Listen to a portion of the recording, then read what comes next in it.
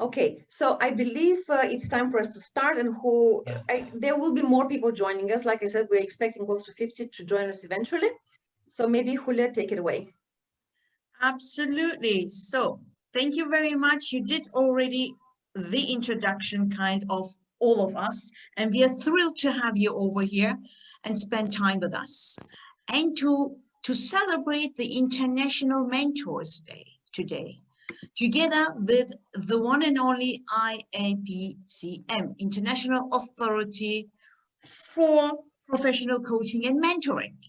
And we have got an interesting agenda lined up for you. It's going to be full of insights, full of personal experiences, and also a live talk about not only the mentors, but also the mentees. So real testimonials about what they got out of the mentor relationship. And with no further ado, I would like to introduce to you David Monroe-Jones, who is the Chief Operating Officer of the International Authority for Professional, I always get this right, Coaching and Mentoring. I always have to the other way around. So here we are, David. We really thank you for your time and be our guest speaker and opening the floor for us. David, you are actually on mute.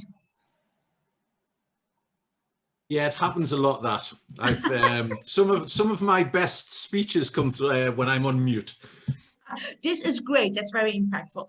Anyways, David, we really thank you for your time, and we would like you to take the floor to celebrate International Mentors Day. And we're taking then from there onwards, we're going to talk with our coaches, our mentors of Noble Manhattan, about some challenges, benefits, and pitfalls, introduction to our mentors, and then we're going to close with the mentees and question and answers. Now, with no further ado, David, the floor is yours. Thank you very much, and good evening or good afternoon or good whatever time it is, wherever you are. For me, it is just coming up to 17:35 on the 21st of January, which, as we know, is International Mentoring Day. And the one thing I always find about January around about this time, other than that it is International Mentoring Day, is looking at it and going, Christmas just seems so long ago. Yeah, how have we only just got to the 21st of January? So this is a welcome reprieve to be invited along to talk. So that's it's brightened my January up. So what I'm going to do is I'm just going to tell you a little bit about me, a little bit about the IAPCM, and then I've got a short PowerPoint presentation that I would just like to. Prior to that, I worked in sort of leadership management, and I've been a coach and mentor officially, and by officially I mean qualified to do so, since around about 2007. And prior to that, it was much more around the informal things that came through learning and development. The IAPCM, as it's called now, has been around since 1998, and we are the only organisation recognised by the British government to use the term accreditation. Originally, it was ECI accreditation, and that is still the name of the parent company.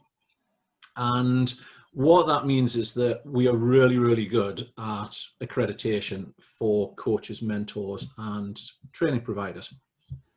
So just a word of caution, I'm not brilliant with technology.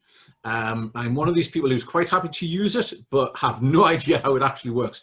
So I'm hoping that when I go into screen share and share screen that things will do what they're supposed to do. So that should be that. And if I just move everybody out of the way, just bear with me a second. Okay, so I thought what I would do, I thought what I would do, so what I was basically told to do is probably a better description, is just a little bit about what the difference is between coaching and mentoring. And the first thing that I would start with, and I've put on here, so it's all Greek to me. And the reason that I started with that is mentoring sort of like goes way back to the Odyssey, and sort of like by Homer, and within the Odyssey, one of the sort of like the Greek kings, Odysseus, sails off to the Trojan Wars, sort of 10 years break, in the days when you could travel before pandemics came around, and otherwise they would have said, oh, like Helen's being taken. Well, yeah, I'd love to go and rescue her, but pandemic and all that, she'll just have to stay. So he went off to the Trojan Wars, and when he went, he was concerned about who would look after his son, and he had a son called Telemachus.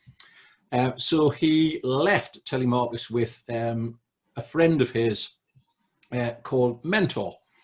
And Mentor's role was supposed to be to take care of Telemachus whilst Odysseus was away. As it happened, Odysseus ended up sort of like being prolonged, so he was actually away for 20 years in total. And the idea was that Mentor would look after Telemachus and help him to grow into the person that he aspired to be. As it happened, Mentor actually made a mess of things completely. And in some of the literature, the word that is used is that Telemachus really turned out to be a bit of a wuss. So at that point, because the Greek gods were always into looking after the people that they cared about, Athena, who was the god of intelligence, or the goddess of intelligence, I should say, stepped in, disguised herself as the wiser Mentor, and worked with Telemachus over a period of time to help him develop into the man that he needed to be in order to protect, first of all, Penelope, who was his mother, from all of the suitors who wanted to marry her and therefore take over the kingdom, and also to protect the kingdom as well. So that's the sort of the backdrop to where the word mentor actually comes from. Please don't ask me where the word coach comes from, because that's a completely different story. 253 million. I've asked this question a couple of times. 253 million. Well, that's a lot. If you key into Google coaching versus mentoring, there are approximately 253 million articles about what the difference is between the two. And that causes a little bit of an issue, because there are so many people who have come out with definitions between this is our definition of coaching and this is our definition of mentoring, that it starts to get semantically confusing. So I ask the question, is it more than semantics? And for organizations I've worked with, and in the days when I used to run more training programs, I've worked with organizations where they've said, right, we want a mentoring program. And when I've gone there and had a conversation with them, it's actually coaching they're doing, and vice versa. So with regards to the semantics, it's really, as long as you know what the definition is of what you're using, and the clients that you're working with understand what the difference is, then in my mind, that's absolutely fine. And not to get drawn into the key semantic aspects of it. However, if we go back to the first point about the Greek aspect, that is very much about a trusted and wise advisor, and that is something that is worth bearing in mind. So, what are some of the commonalities and differences? Now, I've put on here comparison table, and I've added on to the end of that, arguably. I do not want to have a fight with with anybody around, oh well, I would argue about that. So I've put the word arguably on the end, because I would argue about it as well. There are always exceptions to the rule. Now, those of you who know me well will know that I place an awful lot of emphasis on contracting with clients. Contracting to understand what it is they want and how is it the way that you're going to develop them and work with them. So you could contract with a client to be a coach, and you could contract with a client to be a mentor, or you could contract with a client to provide both, providing that you identify at certain points when one ends and the other one begins. This is based on the premise that it's not just about what you can provide, it's about what the client wants and what the client needs. So in my contract, for example, in the way that I conduct contracting sessions, we will talk about this, about, right, if a point comes up where it's more mentoring than coaching, what do you want me to do? Yeah, and vice versa. So atypically, and this is not an exhaustive list by far, bearing in mind the 253 million other articles that are out there. Generally speaking, coaching tends to lean more towards performance, either in life or within business, whereas mentoring tends to be more developmental over a period of time. Coaching, arguably, and I'm not going to use the word arguably all the way through, but this one for me is an important one, tends to be over a shorter period of time. So you might contract for 6, 8, 9, 12 sessions, whereas mentoring tends to be a longer period of time. Now, one of the things with that is if you're working in executive and leadership coaching, one quick thing, forgive me for looking that way all the time. It's just that's where I've got all of your faces and I'm trying to maintain eye contact even though the camera's that way, which is a frustration I have with virtual anything. So I do apologize if I look like I'm ignoring you. I'm not. I'm actually looking. So if you're in executive and leadership coaching, it's likely that some of your contracts are going to be over a period of 6 months or more, up to 12 months. In coaching, and this is a key difference, in coaching, you should be an experienced and arguably accredited coach. So you know what coaching is, you know the models, you know the skills, you know the way that it works. But for mentoring, it's more about being a subject matter expert. Now, a lot of people will argue that within coaching, you can coach anybody in any profession as long as you know what the coaching model is. I partly agree with that, but I don't totally agree with it, because you need to understand the language of the person that you're working with. So if, for example, and this is an example I use quite a lot, a finance director comes to me and says, look, I need some coaching, or I would like to work with you as a coach on building relationships and understanding my communication model. Great, I've got no problem with that whatsoever. If, on the other hand, they turn around and say, I'd like to work with you on global finance and understanding how I can best implement the EBITDA of the organization, I'm going to look at him with a completely blank expression, or her for that matter, because I've got no idea what that's about. I sort of do, but yeah, I would never work in that. It's not my skill set. That's not what the person is. And at that point, I would be saying, look, I don't think it's a coach you need. I think you need to be working with a mentor, somebody who understands what you're talking about, and somebody who's been there in that situation. So I'm an accredited mentor, but I'm a mentor with the Chartered Management Institute, which is one of the institutes within the UK, and they provide leadership and management qualifications, and they also have a mentoring program. So I mentor in that arena because I'm experienced in leadership and management. I used to be, literally until yesterday, a mentor for another organization called Transmit. And Transmit is very much about business development. And I got involved with them simply because I was asked. But they were doing a review of their mentors, and I went back to them and said, look, the majority of requests that are coming through from your mentees is all about sales, marketing, social media, building their business. That's not my skill set. Yeah. I could coach them in areas of that, but I can't mentor them because ethically I don't know enough. So I withdrew from that. So that for me is probably one of the key things. Usually in organizations, mentors tend to be more senior, more experienced. You can get what's called reverse mentoring, which is where somebody more junior in an organization mentors somebody more senior, which sort of brings us on to the next bit. Coaching tends to be about skill. It's the skill of the coach. What models do you use? So like what methodologies do you have access to? Whereas with mentoring, it's much more about sharing, a sharing of experience. In my experience from what I've done, here are some doors I can open up for you. Here are some directions that I can point you in. In coaching, arguably, most of the conversation will come from the coach, the sort of 80-20 rule.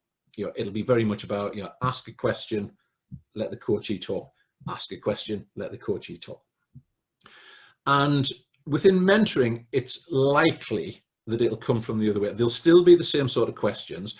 And it's important to point out that mentoring uses predominantly all of the skills that the coaching does, and coaching uses predominantly all of the skills that mentoring does. But mentees tend to ask more questions in mentoring. And one of the things that you need to be aware of, so when you're going through that process, is that if they're asking more questions, then don't try and then move into coaching by throwing something back along the lines of, that's an interesting question, what would you do? Yeah, because the likelihood is they don't know. And there's nothing worse than somebody going, that's a really good question, David. Yeah, if I knew, I wouldn't be asking you the question in the first place, and I wouldn't be working with you as a mentor, would I? So then you go back to exploring it in a different way. It's important to point out at that point equally, though, that they haven't just come to you for, right, you're like, what do I do with this? Right, here's the rule book, just go and do it. Okay, it's still an interaction, you're still developing them. So going back to point one. Coaching tends to be structured. And by structured, I mean that initially, so like you might use something like T-GROW or an Oscar model or Achieve or the multitude of models that are out there. Mentoring tends to be a little bit more informal. I'll come back to the word arguably. That depends upon who you are as a coach. A lot of, certainly the way that I coach, I tend to coach or mentor on a conversational basis. So there's a structure in the background, but sometimes it's difficult. So like if somebody was observing it, they'd find it. The key rule, the absolute golden nugget, probably the only thing that's on this table that is nailed down in concrete. In coaching, the golden rule is you do not give advice. What I would stick on the end of that is, unless your coachee is really soliciting it and saying, look, in your opinion, what would you do? In which case you could turn around and say, well, look, I do have some experience in this area that I can share with you. However, that's the experience I have, not necessarily the experience that you'll be able to use. But I am willing to share it if that would be useful. Yeah, and if they want it, great. Mentoring is completely reversed. Mentoring is very much about the advice and guidance piece. And you could probably save 253 million articles simply by saying, look, coaching doesn't give advice and mentoring does. And that will be it. But there's obviously a lot more to it than that. The advice and guidance, again, needs to be tailored. Okay. And it's not just about, well, what I would do is. It's, again, providing options. So from coaching, usually it's internal answers that you would get from the coachee. So that's where it's coming from. So the usual thing that you would find within that would be very much around, right, what would you do? If you take T-GROW, for example, where are you now? What have you been doing? What's worked? What hasn't worked? What are your options for going forward? What are the barriers that could get in the way? What are the obstacles? How motivated are you towards doing this? Based on that, what are you going to do? When are you going to do it by? How will I know that you've done it? What will you have when you've got, and all of those sorts of things. Mentoring tends to be the reverse of that, which is, okay, so if I was going to go to somebody, who would you recommend that I would go to? And the mentor provides the answer. So this is it's a very loose comparison table, but if you take, and I'm sure the people who work as Noble Manhattan mentors, will add much more to this.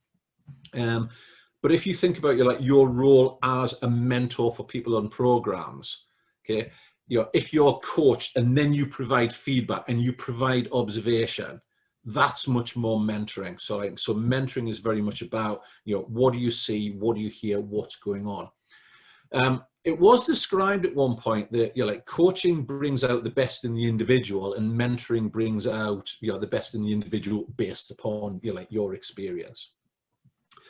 So real world example, and this is a genuine ongoing situation. So this is a camera, which is about the maximum amount of my knowledge, so around photography at the minute, but I have a keen interest in wildlife photography. So as part of my role within the IAPC&M, when I'm assessing coaches, I pick a real world topic. And one of my most recent real world topic was, how do I select a camera for wildlife photography?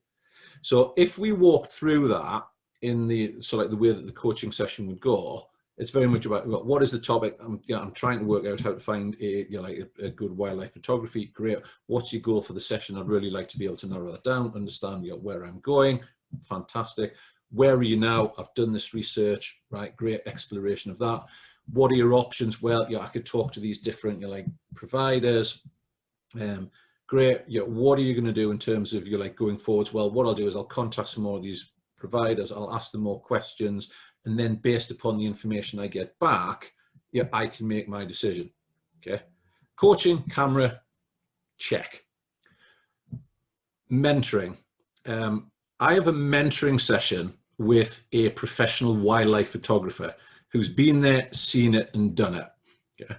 Prior to the session, I send in the questions that I've got about wildlife photography, okay, which were, which camera body would you recommend based on the research that I've done? What lenses would you recommend? What's the issue around taking 1 or 2 cameras? If I want a bridge camera, what would you recommend? Once we've gone through that mentoring session and I've got that, what I want to move on to is, what about autofocus settings? What are the other things that I need to consider? What about Lightroom? And what I want from that session is the professional wildlife photographer to give me his advice and guidance based on the fact that he's been to where I'm going and he's using the equipment that I want to purchase. And that is the fundamental difference between the two. From my work, from my personal experience about how I sort of balance the two, the coaching helps me to think about what I would do. The mentoring gives me the answers around, look, if you want to take better wildlife photos, this is the camera that you want to use, this is the lens that you want to use, this is the way that you want to do it, and these are the settings that you need to use. It's still a conversation. Okay? There are still questions in there about, well, what are you likely to be shooting from? What animals do you prefer shooting? After, so like safari, where are you likely to be? You're taking most pictures. Is it likely to be low light? So you've still got all of those questions, but the experienced mentor, the subject matter expert, has an answer to my question. And if they don't, very similar to coaches, they've got the, well, that's a very good question. I don't know the answer, but I can find out for you, or I can make that direction. So that is the sort of the real world example that I have. There's obviously loads more about the difference between the two, but I'm mindful of time. I'm mindful that there's probably a lot for everybody to go through. So I'm going to stop sharing at this point, and if anybody has any questions or queries or anything else that they want to ask, then by all means do so.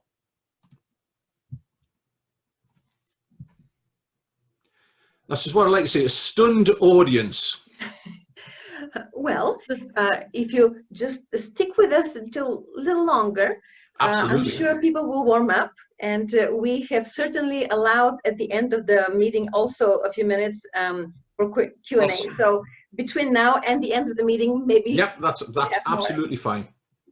Thank you.